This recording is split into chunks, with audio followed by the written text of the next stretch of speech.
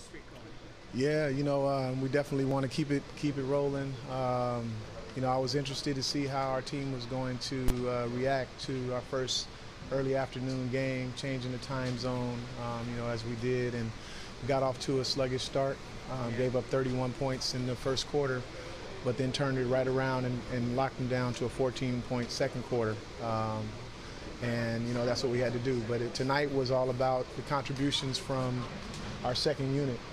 Our starters didn't really have it going at all, and our second unit, Andre Miller, Nate Robinson, Jordan Hamilton, Darrell Arthur, and Timothy Mozgov came in and got us back into the game in the second quarter. And then when they came back, at the end of the third quarter, when we were kind of struggling and stuck in the mud, they got us going again.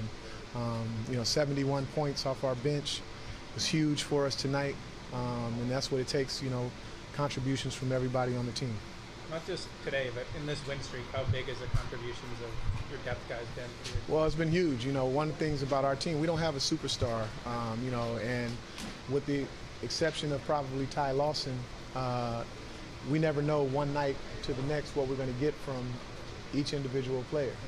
Ty, you can kind of almost pencil in for almost 20 points and 8 assists every night. But the rest of the guys, today Wilson Chandler was off. J.J. Hickson was off. So, the other guy, Randy Foy, so the other guys came in. Nate, his contribution off the bench, and he's been on a hot streak lately. And so when he's playing and shooting the ball like that, infusing us with energy like that, I'm going to ride him. I know this wasn't the first time you've used it, but closing the game with having Andre and Nate and Ty out there at the same time, how comfortable are you with going small to that group? Well, I'm comfortable. I mean, I was looking at their matchup and or the way they were out on the floor.